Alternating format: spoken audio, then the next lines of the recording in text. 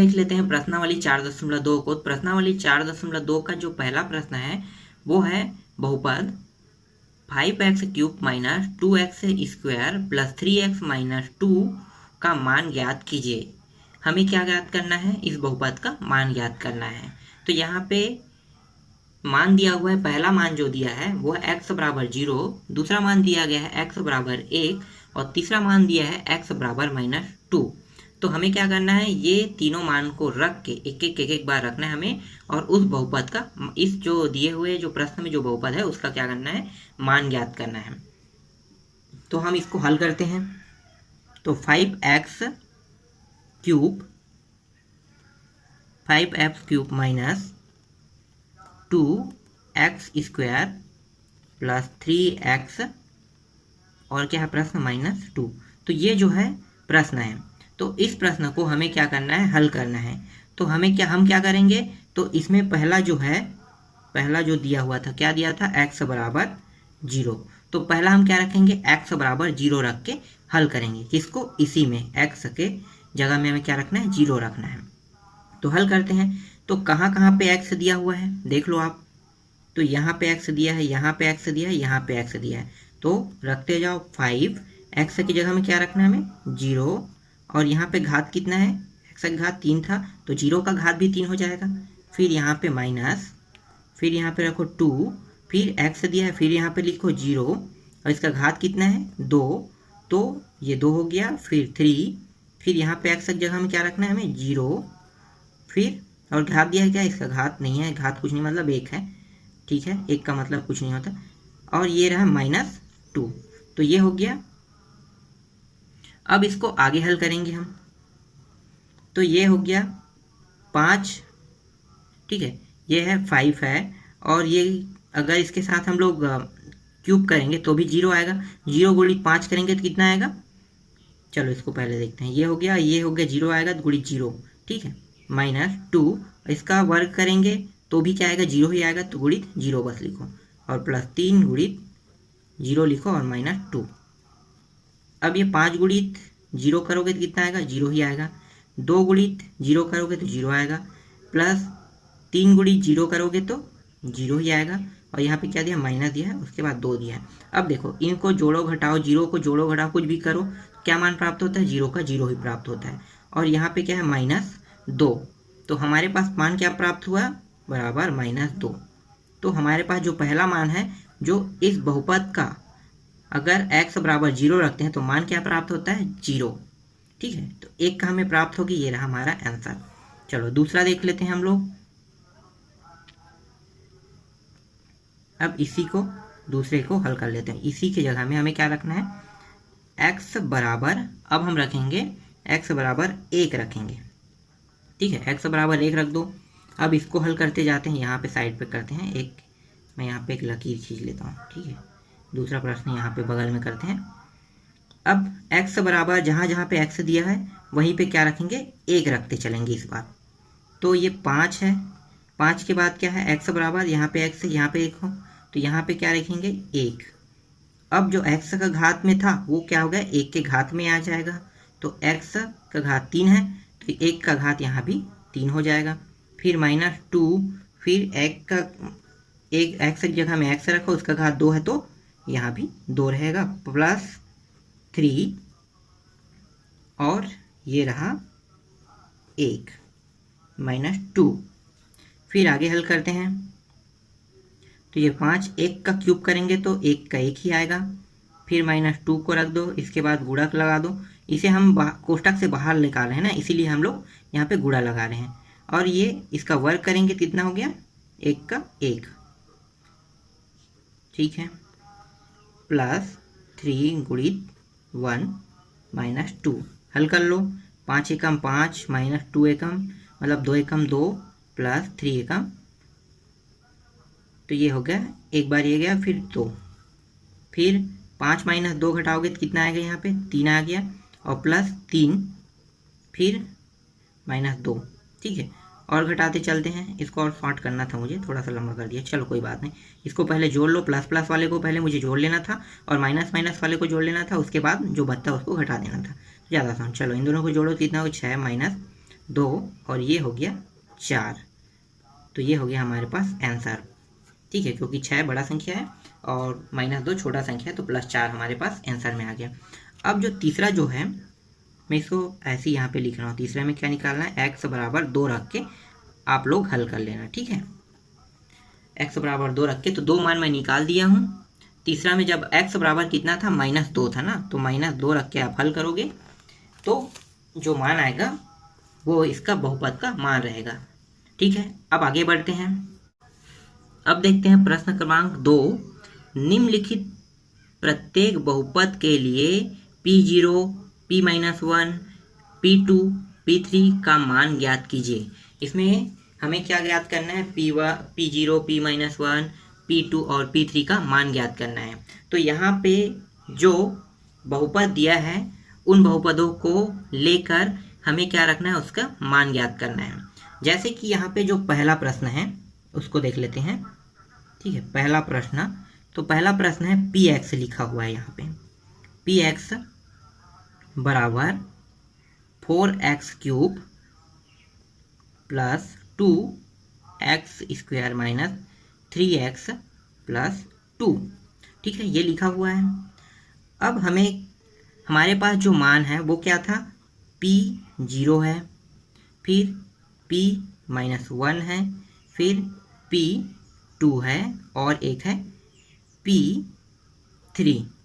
तो ये 3 मान हमें दिया हुआ है। ठीक है, P0, P1, P2 और P3। तो ये सेम जैसे अभी हमने बनाया है वैसे ही ये दिखाई दे रहा है।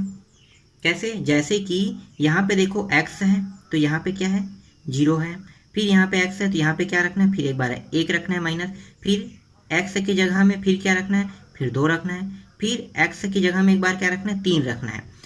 तो इसमें जो मान दिया रहेगा वहाँ पे क्या करते हैं, हमें रखते जाना है। कैसे, जैसे कि यहाँ पे मैं लिख रहा हूँ x बराबर 1, कितना है, पहले 0 है ना, 0 माइनस 1, फिर 2, फिर 3। ये मान को लगातार रखते जाना है, जैसे हमने इससे पहले वाले प्रश्न में किया है वैसे ही आप इसको सॉल्व कर लेना। एक आध दो प्रश्न जो कठिन है उसको मैं इसमें से बता देता हूँ। ठीक है, देखते हैं जो थोड़ा कठिन लगे। जैसे कि तीसरा जो प्रश्न है यहाँ पे दिया हुआ है PT, यहाँ पे PT दिया है। देखो यहाँ पे x की जगह में t दिया है, तो आप लोग यहाँ पे डाउट मत हो। जैसे यहाँ पे आपके दूसरा प्रश्न में r दिया है तो r की जगह में यही मान रखना है। जैसे ये मान है x की जगह में रखे हो, इसको r करके r की जगह में रखते जाना है। ठीक है, जैसे मैं PT की जगह में रखूँगा तो आप लोगों को समझ में आ जाएगा। PT इक्वल 2/3 और ये हो गया t का स्क्वायर माइनस 1/3t प्लस 1/3। तो ये हो गया मान। ठीक है, सॉरी ये इस वाले जो प्रश्न में है हमें क्या रखना है, मान रखना है। तो यहाँ पे अब मैं लिखूँगा t बराबर क्या रखेंगे हम लोग, 0 रखेंगे, एक बार -1 रखेंगे, एक बार 2 रखेंगे, एक बार 3 रखेंगे। ठीक है, चलो रखते जाते हैं। तो ये p और t के जगह में पहला मान क्या रखेंगे हम लोग, 0। तो ये 0 हो गया, हल करो, 2/3। t के जगह में फिर क्या रखना है, फिर 0 रखना है। इसके घात में क्या है, 2 है तो 2 लगा दो, फिर -1/3 लिखो, फिर t के जगह में क्या रखना है, फिर 0 रखना है, 0 रख लो, फिर प्लस दिया है प्लस लिख लो और 1/3 लिख लो। ठीक है, आगे हल करते हैं। तो ये हो गया 2/3 और इस 0 का वर्ग है 0 ही आएगा तो गुणा 0 हो गया, फिर -1/3 गुणा 0 हो गया, फिर प्लस 1/3। आगे हल करते हैं इसको। तो ये पूरा 0 हो गया क्योंकि 0 के साथ गुणा होगा कोई भी संख्या 0 होगा, ये भी 0 हो जाएगा, 0 के साथ गुणा होगा तो फिर ये 1/3। तो बचा क्या हमारे पास, 1/3। यही हमारा क्या हो गया, P0 के लिए आंसर हो गया। 0 रख के बनाए तब ये इसका आंसर आ गया 1/3। ठीक है, P-1 रख के हल करते हैं। P-1 रख के हल करेंगे तो यहाँ पे रखते हैं, क्या था, 2/3 था, 2/3। ठीक है, 2/3 और t के जगह में क्या रखेंगे हम लोग, -1 का वर्ग रखेंगे, फिर माइनस करेंगे, फिर 1/3 रखेंगे, फिर t के जगह में, फिर ये t था ना तो t के जगह में -1 रख दिए, फिर प्लस 1/3। अब इसको हल करते हैं तो 2/3 है, ये 2/3। इसको वर्ग करेंगे तो माइनस माइनस क्या हो जाएगा, 2 बार अगर -1 करेंगे तो प्लस हो जाएगा, तो +1 का गुणा कर दो। फिर यहाँ पे हो गया -1/3 और ये माइनस था तो ये -1 का -1 रख दो, +1/3 लिख लो। पहले इनको हल कर लो, एक के साथ गुणा करोगे तो कितना आएगा, 2/3 का 2/3 आएगा। फिर माइनस और ये भी माइनस, ये माइनस और ये माइनस गुणा होकर क्या हो गया, प्लस हो गया। तो हमारे पास बचा क्या, 1/3 और ये गुणा हो गया, तो इसको डायरेक्ट में गुणा कर दिया। तो गुणा करते हैं तो क्या होगा, 1/3 का 1/3 आएगा और फिर 1/3। फिर आगे हल करो तो ये देखो नीचे में क्या है, तीनों का लघुत्तम क्या है, सेम आ रहा है, 3 3 3 आ रहा है। देखो इसमें भी 3, इसमें भी 3, इसमें 3। लघुत्तम निकालना जानते हो ना, तो ये आ गया 3, नीचे में लिख ले। अब ये 2 + 1 + 1 कितना हो गया, 3 4 2 3 4, तो 4/3 आ गया। तो ये आपका क्या हो गया, आंसर आ गया। ठीक है, लघुत्तम वाला प्रश्न अगर आप अभी सीखे नहीं हो तो हम लोग बाद में इसके बारे में जिक्र करेंगे, लघुत्तम के बारे में, अगर इससे रिलेटेड प्रश्न होगा तो लघुत्तम कैसे निकालते हैं। ठीक है, अब एक और देख लेते हैं, P इस बार हम लोग रख के देखते हैं P2। ठीक है, P2 दिया है, P2 रख दो 2/3। T के जगह में मान क्या रहेगा, T के जगह में मान रहेगा, लगता है पेन की स्याही खत्म हो रहा है, चलो बाद में देखेंगे। तो ये हो गया 2 और इसका वर्ग, फिर -1/3, फिर 2, फिर प्लस 1/3। सेम टू सेम है, हम लोग कोई भी चेंजेस नहीं कर रहे हैं, सिर्फ सॉल्व करते जा रहे हैं लगातार। तो इसको हल कर लो,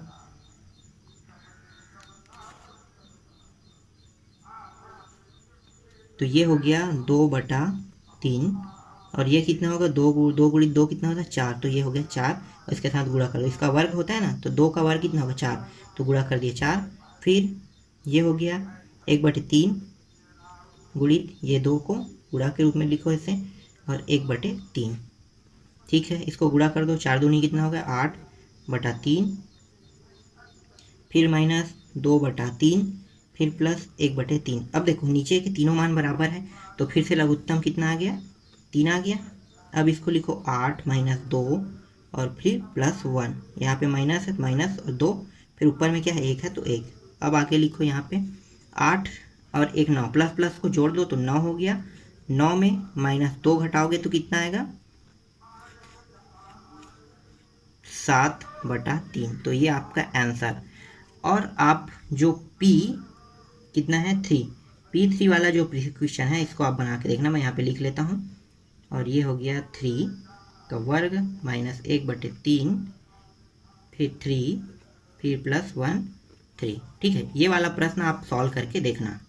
इसी तरह से आप प्रश्न क्रमांक 2 के सारे प्रश्न को बना लेना। ठीक है, ये थोड़ा टफ लगा होगा आप लोगों के लिए, तो मैं इसी वाले प्रश्न को डायरेक्ट आप लोगों को बता दिया। लगातार मैं यहाँ पे 2-3 प्रश्न एक साथ तो सॉल्व हो चुका है, रिलेटेड है, तो आपको समझ में अब आ गया होगा कि प्रश्न क्रमांक 2 कैसे बनेगा।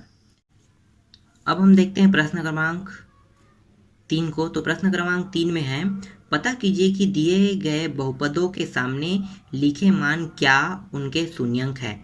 मतलब जो हमारा जो आंसर आएगा अगर वो शून्यंक है तो हमें वहाँ पे लिखना है कि हाँ हमारा आंसर शून्यंक है। अगर इसका जो मान अगर शून्यंक नहीं आता है, शून्यंक के अलावा कोई दूसरा अंक आता है, जैसे कि 1 2 3 4 5 जो भी हो, तो वो शून्यंक नहीं रहेगा। जैसे कि प्रश्न देख लेते हैं, एक प्रश्न के 2 प्रश्न में सॉल्व करके मैं बता रहा हूँ। तो पहला जो प्रश्न है, पहला प्रश्न देख लेते हैं, प्रश्न क्रमांक 3 का पहला है, Px लिखा हुआ है यहाँ पे। ठीक है, प्रश्न में Px 3x + 1 दिया हुआ है। फिर यहाँ पे दिया हुआ है x बराबर, हमें x बराबर दिया हुआ है -1/3।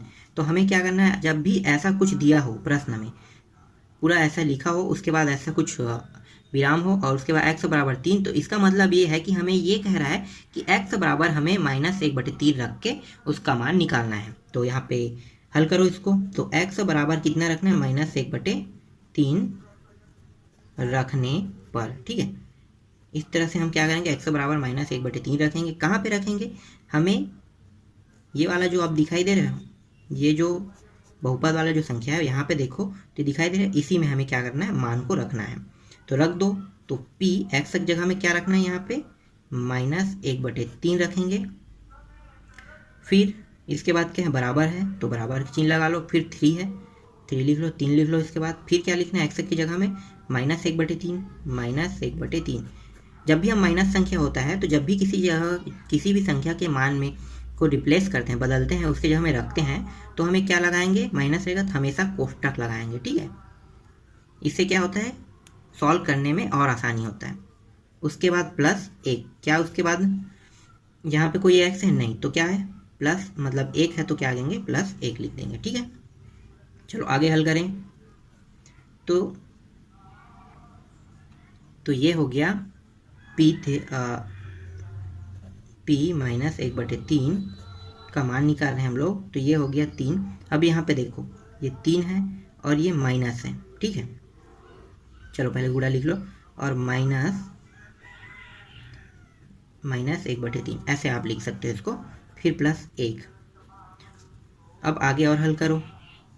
तो ये देखो ये 3 और -1, तो क्या होगा, 3 गुणित -1 का गुणा होगा तो 3 का 3 होगा, और ये -1 है तो -1 सामने में आ जाएगा, क्योंकि प्लस और माइनस का गुणा होगा तो क्या होगा, माइनस बड़ा होता है तो माइनस जीत जाता है। इसमें प्लस और माइनस में माइनस होता है। ठीक है, और ये हो गया 3, फिर ये +1 आया।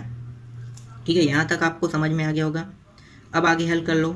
तो ये देखो ये 3 कितना है, 3 गुणित 3 है। मैं डायरेक्ट कटाना चाहता था तो यहीं से काट सकते थे हम लोग। ठीक है, यहीं से कट गया तो बचा क्या, सिर्फ -1 बस बचा, पर यहाँ से काट दिए तो भी एक ही मतलब है। ठीक है, यहाँ से कट गया तो फिर क्या बचा, 3 एकम 3, 3 एकम 1, एक एक बार गया दोनों, तो ये हो गया -1 + 1, यहाँ पे क्या बचा, +1। ठीक है, तो ये क्या होगा, माइनस और प्लस क्या हो गया, कट गया। ये प्लस में है और माइनस में जुड़ता है तो क्या होता है, 0 हो जाता है। तो ये 0 हो गया, तो इसका आंसर क्या आ गया, 0। ठीक है, समझ में आया। तो यहाँ पे आप क्या लिखेंगे कि अतः दिए हुए मान, यहाँ पे आप लिख सकते हो अतः x बराबर 1/3, x बराबर 1/3 का जो मान है, x बराबर अतः x बराबर -1/3 px का एक शून्यंक है, ये आप लिख सकते हैं। ठीक है, नीचे में एक और प्रश्न देखते हैं तो थोड़ा और समझ में आ जाएगा। ठीक है, कोई भी प्रश्न देख लेते हैं हम लोग। प्रश्न क्रमांक कहाँ से,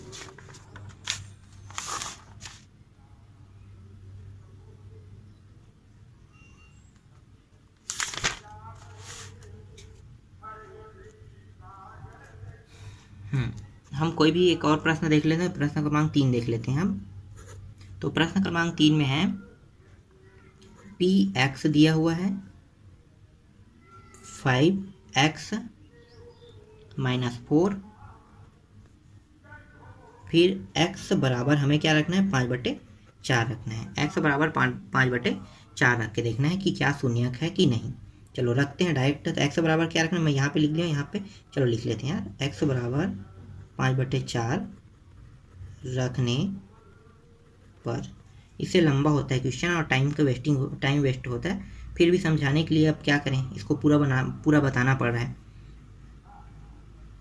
तो स्टार्ट करते हैं। x बराबर, अब देखो ये x बराबर क्या है, 5/4। तो जहाँ पे x दिया रहेगा वहाँ पे क्या रखेंगे, हमें इस बहुपद के मान में रखेंगे। ठीक है, तो यहाँ पे है p और x की जगह हम क्या रखेंगे, 5/4, और ये 5, फिर x की जगह हम क्या रखेंगे, 5/4, फिर -4, इस तरह से। चलो देखते हैं अब।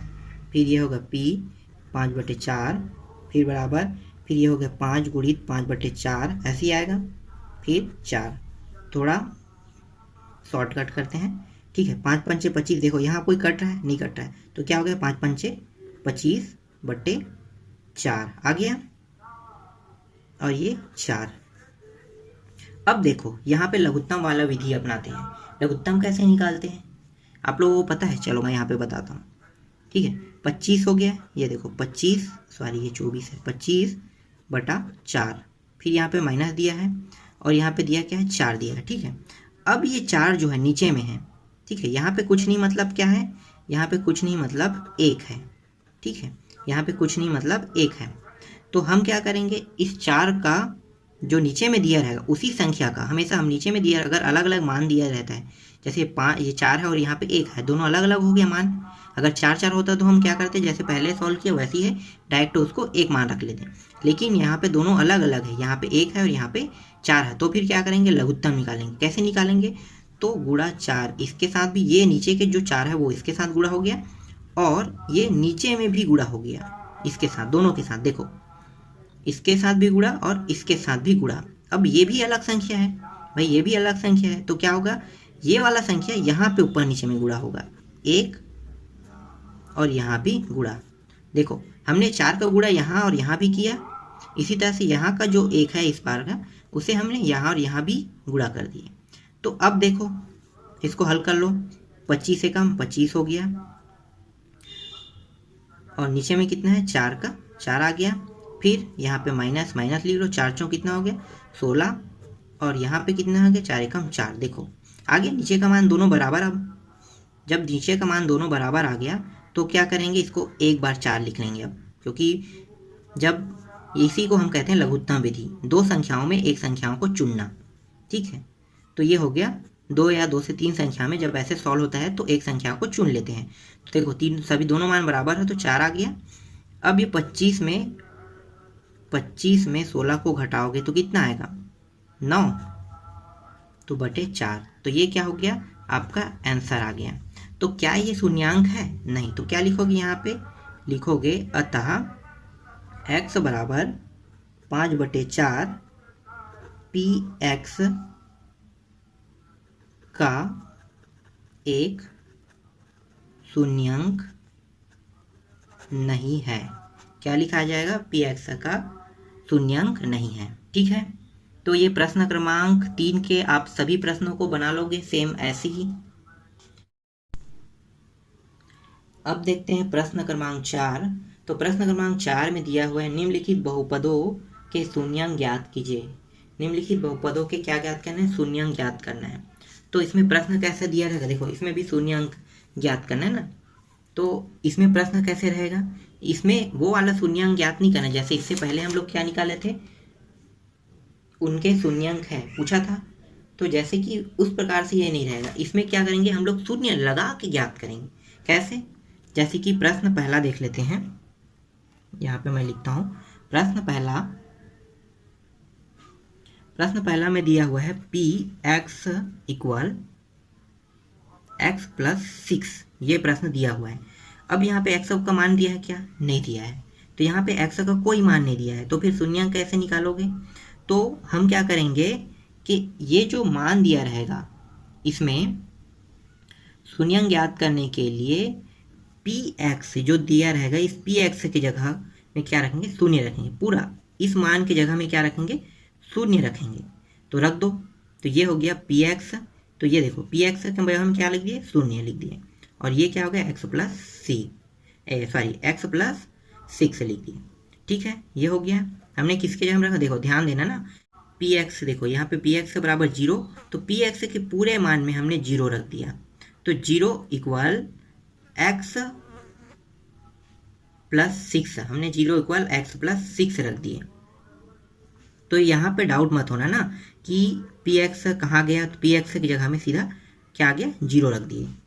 अब हल करते हैं, तो ये हो गया x यहीं पे रख दो, देखो 0 1 2 3 4 5 6 ऐसे गिनती हो 0, तो 0 क्या है, नंबरिंग संख्या का अंतर्गत आता है, तो 0 और ये जो 6 है इस पर जब हम पक्षांतर करते हैं तो ये हो जाता है माइनस। क्यों माइनस हुआ, इसको जान लेते हैं। तो जो x को हमने इसी पार रख दिया ना, और इसको 6 को जब हम इस पार पक्षांतर किए तो माइनस हो गए, तो जो संख्या अगर ये प्लस में है तो माइनस हो जाएगा, इस बराबर के इस पार जाने पे, अगर ये माइनस में होता तो बराबर के उस पार जाने पे प्लस हो जाता। तो ये किस संख्या में है, प्लस में है, इसीलिए क्या हो गया, माइनस हो गया। हल कर लो, तो 0 के साथ -6 करोगे कितना आएगा, -6 ही आएगा, क्योंकि 0 के साथ ना तो कोई संख्या जुड़ता है और ना ही कोई संख्या घटता है। तो ये हो गया x बराबर -6। तो इसका शून्यांक क्या प्राप्त हुआ? 6 प्राप्त हुआ। यहाँ पे लिख लेना है आपको, अतः px का शून्यांक बराबर -6 है। ठीक है, एक और प्रश्न देख लेते हैं इसमें से। चौथा का कौन सा देख लें, कोई भी हो, तो इसमें थोड़ा सा टफ लग रहा है मुझे चौथा, तो चौथा देख लेते हैं। ठीक है, चौथा प्रश्न जो है वो PT लिखा हुआ है, PT इक्वल 80। ठीक है, PT equal 80, A not equal 0, A एक वास्तविक संख्या है, ये लिखा हुआ है यहाँ पे प्रश्न में। तो हमें हमारे लिए सिर्फ इतना मायने रखता है कि PT इक्वल 80 बस, बाकी नॉट इक्वल 0 से हमें कोई मतलब नहीं, क्योंकि हमें PT के जगह में तो वही मान रखना है। PT बराबर क्या रखेंगे? 0 रखने पर। ठीक है, तो PT क्या है? यहाँ पे PT है इस प्रश्न में, तो इसके हम 0 रख दिए और बचा क्या? 80। ठीक है, 80। यहाँ पे एक चीज, वही चीज है कि वो स्पष्ट कर दिया है कि A के बराबर नॉट इक्वल 0 है ना, तो ये 0 नहीं होगा। चलो देखते हैं, आगे हल करें। तो ये हो गया, हमें किस चीज का मान निकालना है? हमें t का मान निकालना है। तो t, और ये क्या हो गया? एक अचर संख्या है। अचर है मतलब 0 भी अचर है, ये भी अचर संख्या है। इसमें देखो अचर अचर से संबंधित समझते हैं, तो 0/a। और अगर हम लोग t 0 को 0 से भाग देते हैं, सॉरी 0 को a से भाग देते हैं, तो कितना प्राप्त होगा? 0 का 0 प्राप्त हो। 0 के साथ कोई भी संख्या गुणा हो, भाग हो, जुड़ो, अगर गुणा हो, भाग हो, तो क्या होगा? 0 का 0 ही प्राप्त होगा। लेकिन जुड़ता है या घटता है तो वो संख्या वही प्राप्त होता है जो संख्या है, जैसे पहले में किया हुआ था। तो ठीक है, तो t का मान क्या हो गया? 0/a, और 0 का अगर हम भाग देते हैं, 0 के साथ a का भाग देते हैं, तो हमें क्या प्राप्त है? 0। तो ये क्या लिखेंगे? यहाँ पे लिखेंगे अतः PT का शून्यक है 0।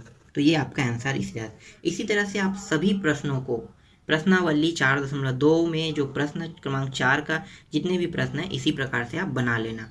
आपको सिर्फ क्या करना है, जैसे P के बाद T के साथ है, और जैसे यहाँ पे देखो PX के बाद है, इसी संख्या बस को आपको 0 मानना है। उसके बाद आप जैसे मैंने सॉल्व किया है वैसे ही आप सॉल्व कर लेना, आपको ये समझ में आ जाएगा।